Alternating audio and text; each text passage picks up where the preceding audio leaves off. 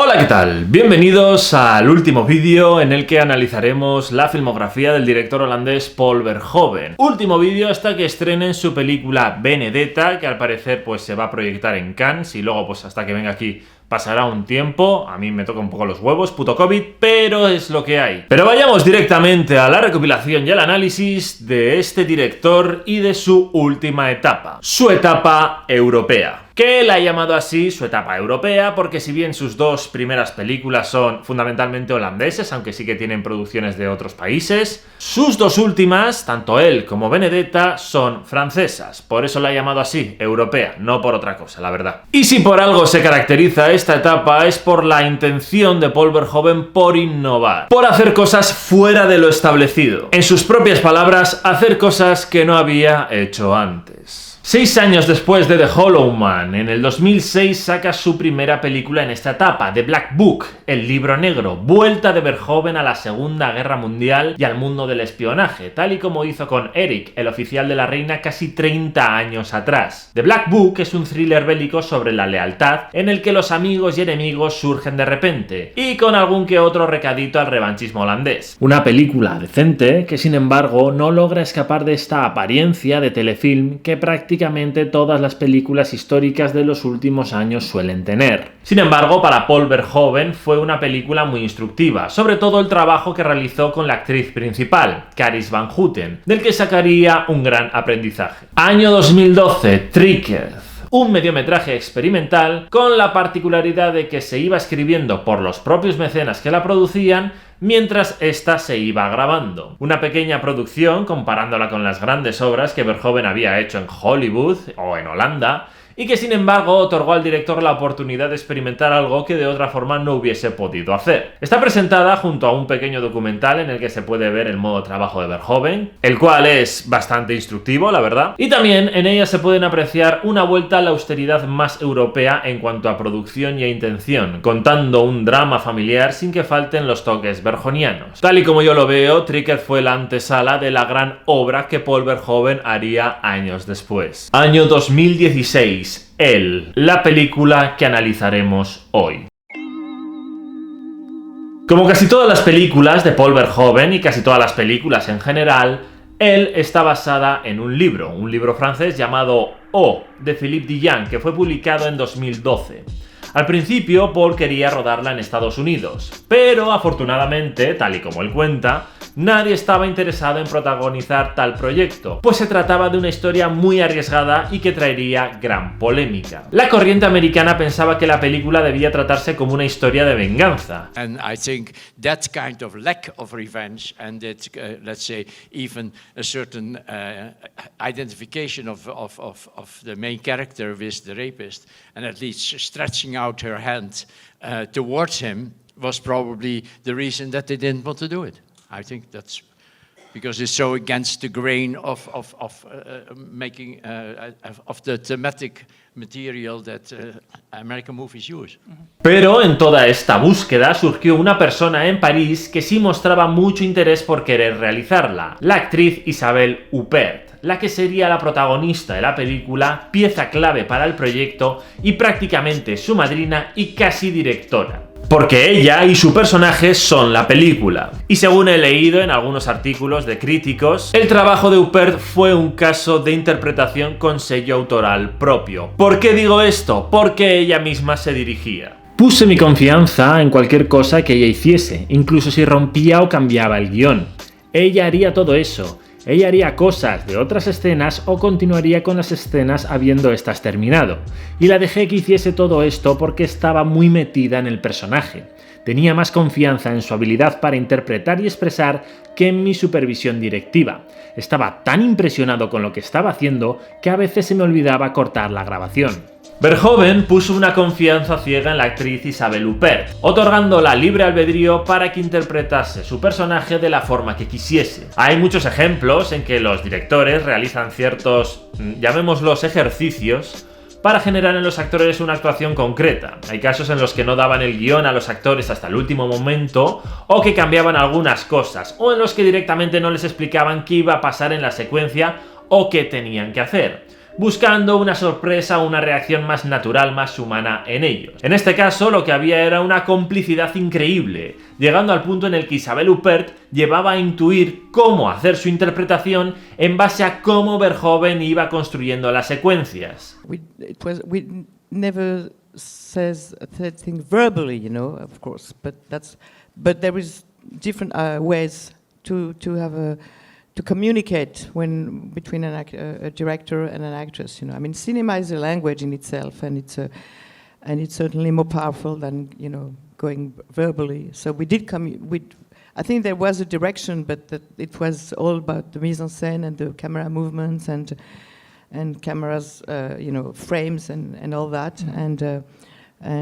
But that language was strong enough and eloquent enough so that we didn't have to go through, you know, the usual explanations. En este sentido, incluso podríamos decir que Huppert era más directora que el propio Verhoeven, aunque él no deja de ser una película muy verhoeveniana con todos los toques que podemos encontrar en su filmografía. La provocación al espectador, la sexualización, la perversión, la frivolización, pero es la propia Huppert quien está dirigiendo el camino a través de su personaje. Ella misma se dirige. That he was interested with what I was doing because since I was a woman, by definition I would know more than maybe him what I was supposed to do, because that's actually it is a kind of documentary about a woman. So whatever I did was for him good to be taken. No, and in this kind of situation, I mean, the frame is strong enough so that the least little nuance or variation doesn't really matter whether you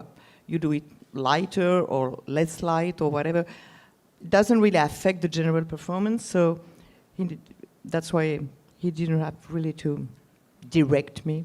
Sinceramente, esto es algo que yo encuentro maravilloso. Que entre dos grandes del cine como Paul Verhoeven e Isabelle Huppert se frague esta complicidad tan fuerte y que apenas se necesiten palabras para dirigir a una persona y se frague un mensaje dentro de la película, es que me parece asombroso, me parece sencillamente asombroso, la verdad. Y yo, de hecho, me llego a preguntar hasta qué punto será verdad, porque me parece algo tan increíble que hasta me cuesta creer. Realmente esto es algo que solo dos genios pueden hacer. Además, es incluso más increíble que hayan podido realizar una película sin que ninguno de los dos tuviese un claro mensaje sobre ella. El final te deja con la pregunta ¿de qué leches va esta película? Bien, como el director ha llegado a mencionar, la película no intentaba tener un mensaje genérico claro.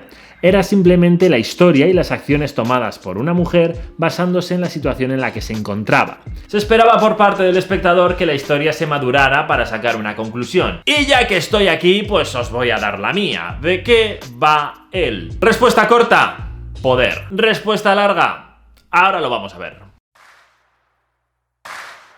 Tanto Spetters como Showgirls, las otras dos películas que hemos analizado de este director en este canal, y él también, comparten algo que yo creo que define muy bien el cine de Paul Verhoeven: la mediocridad de la masculinidad. Y esto es algo que se puede ver en casi todas sus películas. Business is Business, su primera película, hombres que pagan a prostitutas para satisfacer sus perversiones. En Katie Tippe los hombres o bien son unos proxenetas, o unos farsantes, o unos revolucionarios de sillón. En Spetters, canis con pretensiones recibiendo una hostia de realidad.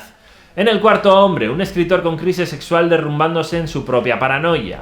Robocop, la corrupción está presidida por hombres. The Black Book, los hombres son todos malos. Showgirls, son todos unos gañanes, etcétera, etcétera. Y él no es distinta. Básicamente, la película trata sobre la protagonista y sus relaciones de poder con los hombres. De hecho, existe una trama principal, que es la relación que tiene la protagonista con su violador, y pequeñas subtramas, como la relación de la protagonista con su amante, con su exmarido, con su hijo, con su padre, etcétera. Y absolutamente todos quieren estar por encima de ella, pero no lo consiguen. Por ejemplo, la subtrama de El amante es un tipo que, aparte de ser el marido de su mejor amiga, le gusta decidir cuándo y dónde tener relaciones sexuales. Cuando no lo consigue, se vuelve celoso y empieza a dar vergüenza ajena. Y luego descubrimos que en realidad es un pésimo amante. La subtrama del hijo es un cabeza hueca que quiere demostrar que es independiente y maduro. Y así con todos los hombres hasta ver el más loser de todos ellos, el violador. El violador es un importante alto cargo de un banco, un manitas, un vecino que se preocupa, un tipo que sabe de todos los temas habidos de por haber y en general el marido perfecto. Y de hecho Michelle, el personaje que interpreta Isabelle Huppert, empieza a sentirse atraído por él sin saber que es su violador. ¿Qué es lo que pasa? Algo muy común en los enfermos como él es que si no es violando, no se le levanta. Necesita esta sensación de dominancia, esta sensación de poder para hacerlo. Porque el poder es de las cosas más eróticas que existen. Y esto es algo que podemos ver en esta escena claramente. El violador asalta a Michelle y ella le dice ¡vamos! ¿Y qué le pasa a él? Que cuando le dan una orden, cuando no es él quien pone las reglas, se apichona, no tiene poder. ¿Y cuál es la relación que tiene Michelle con este violador? Pues bueno, para saber qué es o cómo se comporta Michelle, primero tenemos que saber cómo es Michelle. Se abre el telón y Michelle LeBlanc acaba de ser asaltada en su casa. Su reacción, recogerlo todo, darse un baño y pedir sushi. Al día siguiente va al trabajo y hace vida normal. ¿Cómo puede ser que algo tan horrible, algo tan traumático no cree ningún miedo, ni un llanto, ni el más mínimo ápice de duelo en ella? Pues la respuesta es fundamentalmente porque Michelle es una persona que no siente, y ese es su verdadero conflicto interno. Todo le da igual, tiene un pensamiento fundamentalmente racional, lo ve todo en clave de practicidad, es una persona fanáticamente pragmática. Pero hay algo más, y es que Michelle ya vivió otra monstruosidad realizada por otro hombre, su padre. Y es que en un día cualquiera, en el Hexágono, el padre de Michelle realizó una matanza de más de 20 personas en su vecindario, y aunque a su hija Michelle no le hizo nada, dentro de esta escabechina, la policía y los medios tomaron una imagen de ella como si fuese la niña del Napalm y la usaron como icono de la masacre. De un modo u otro, Michelle se convirtió en una víctima, la imagen de la barbarie, el icono del horror, y a partir de ahí toma una decisión, que es negarse a ser víctima y por ende dejar de sentir. Se vuelve una persona súper pragmática y racional. Se convierte en una mujer de éxito en un mundo predominantemente masculino, el de los videojuegos. Desprecia los sentimientos de su hijo, su madre y su exmarido. Es fría, calculadora y un poco badass también, porque tiene un miedo mucho mayor que cualquier otra cosa. Ella no quiere ser una víctima, aunque los demás se empeñen en que lo sea. Pero un día, Michelle, casi 50 años después de la masacre de su padre y sin haber realizado el más mínimo contacto con él, va a hacerle una visita. ¿Qué ocurre? 50 años después de la masacre, el padre de Michelle decide suicidarse justo antes de reencontrarse con su hija. Y aquí es cuando Michelle planta cara a su monstruo, le vence y deja de ser una víctima. Y no va a dejar que nadie se salga con la suya, y se aventura en otros caminos más perversos o más truculentos por propia voluntad, tal y como se ve en la canción que siempre pone, Lust for Life, de Iggy Pop. Viviendo su sexualidad al margen de cualquier prejuicio, pero teniendo ella la voz cantante, siendo ella quien tiene la autoridad para decidir los términos. Ahora bien, él no deja de ser una película de Paul Verhoeven. Y como ya vimos en otros vídeos, Paul Verhoeven no es un tipo que se tome muy en serio los dramas que cuenta. Es un tipo que frivoliza intencionadamente sus películas. Y con él también lo hace, porque él es un mix de géneros, es un thriller dramático con toques cómicos, porque sí, hay comedia en esta película. ¿Una comedia negra? Sí. Con un humor muy incómodo, también. Pero comedia al fin y al cabo. Y yo reconozco que para mí es una comedia muy divertida. A mí las miraditas del calvo para dar celos a Michelle, el exmarido que le dejan porque se han confundido con otro escritor, el hijo que cree que su recién nacido de piel negra es suyo, la trama de la madre... Todo, absolutamente todo, es comedia pura. Y de hecho me parece un ejercicio de inteligencia brutal el hecho de que se combinen estas tramas y estos tonos y que su resultado final sea tan orgánico y tan natural. Y esto tiene mucho que ver con la forma en la que está grabada la película. La verdad es que en él la forma de grabación dista mucho de las grandes superproducciones americanas que Verhoeven había hecho atrás. Está grabada en cámara al hombro, alejándose del modo de trabajo de estudio, sin planos grandilocuentes y sin pequeños movimientos medidos. Y de hecho mucha gente llama a esta forma de grabar, a esta forma de realizar películas muy francesa, muy forma de realizar películas a la francesa. Me imagino que porque es algo originario de la Nouvelle Vague. Pero no es ahí a donde yo quería llegar. Ya vimos en Showgirls cómo una parte de Verhoeven exageraba unos aspectos, pero que luego con la cámara y con la forma de grabar no lo hacía. Y eso hacía tener un mensaje contradictorio. Bien, en él tenemos dos grandes tonos que pelean entre sí. Por un lado el tono serio, dramático, thriller o lo que sea. Y por otro lado el tono cómico, surrealista o absurdo o como lo queramos llamar. Pero estos tonos, tanto uno como otro, están bajo el mismo paraguas de la grabación. Los dos tonos están grabados de la misma forma. Una forma naturalista, documental, austera, ágil. Una forma que podríamos decir que da más realismo a la narración. Y esto es un acierto porque rebaja el tono surrealista o absurdo que podría tener el tono cómico de esta película. Y este tono cómico, a su vez, rebaja el tono dramático que tiene la trama principal. De forma casi innata se construye una armonía casi perfecta en la que absolutamente nada contrasta demasiado. Pero no acaba ahí la cosa. Tanto en él como en cualquiera de sus películas podemos ver en Verhoeven una grabación con gran composición espacial. Y es que Verhoeven está constantemente moviendo a los actores y la cámara, dando gran contexto a los espacios de sus secuencias. Por ejemplo, en esta secuencia vemos a un personaje yendo a la derecha al encuadre y la cámara le sigue, y con este movimiento vemos a Michelle desde su ventana. Solo con esto ya tenemos todo el contexto de la secuencia. Vemos que hay unas personas abajo realizando unas cosas y que alguien les está observando por la ventana. En otras de las películas de Verhoeven también podemos encontrar cosas como esta. Por ejemplo, en Robocop, esta forma de pasar de una conversación a otra a través de un personaje en medio es muy verhoeveniana. Y también lo podemos encontrar algo parecido en Showgirls. Pero vamos más allá, porque aparte de esto, Verhoeven da grandes saltos de eje. Fijaos, por ejemplo, en esta escena, plano y plano contra plano. De repente este personaje se mueve y ¡pum! Cambio de eje, plano y contraplano es del otro el eje. Tenemos una noción completa de cómo es la habitación en la que se está dando esta conversación.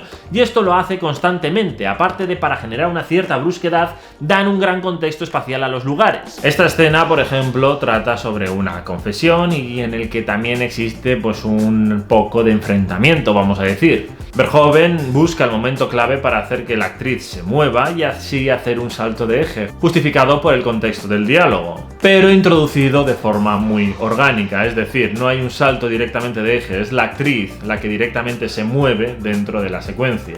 Nos ubicamos en ellos perfectamente y gracias a esto podemos llegar a conocer al dedillo cómo es realmente la casa de Michelle, la casa en la que ella ha sido asaltada. Y esto es extrapolable a otro nivel también. La película empieza con un asalto sexual bajo la atenta mirada del gato de Michelle. Luego vemos el resultado desde otra habitación. Más adelante se realiza un flashback y volvemos a otro plano con la misma composición. Una composición desde el marco de una puerta, tal y como hemos visto anteriormente. Y esto nos hace reconocernos en qué contexto nos encontramos en este flashback. Es como si nos hiciese reflexionar sobre el asalto. Y luego, esta forma de encuadrar vuelve a repetirse en otras muchas secuencias de relativa tensión, invocando el fantasma del asalto inicial. Y es que, aunque no lo parezca, él tiene una dirección cinematográfica magistral, porque a pesar de su relativa sencillez, logra crear tensión cuando es necesario, asusta cuando menos te lo esperas y utiliza gran cantidad de planos en los momentos de acción. Todo ello acompañado por esta forma de grabación tan austera que hace que la fotografía fluya en favor de la narración. Sin duda, él es una de las mejores películas de este gran director. Y nada más por aquí, muchas gracias por ver este vídeo y muchas gracias por comentar. Vuestros comentarios la verdad es que son geniales y la verdad es que me ayudan a corregir muchas cosas, muchos fallos que voy viendo con los vídeos. Y nos vemos en el siguiente, que por cierto todavía no sé sobre qué director voy a hacer. Si tenéis alguna petición, pues igual la podría tener en cuenta en los comentarios. Por lo demás, nada más que añadir y nos vemos en el siguiente. Un abrazo y hasta otra. Suscríbete. Dale a like, comenta algo, no me seas rácano.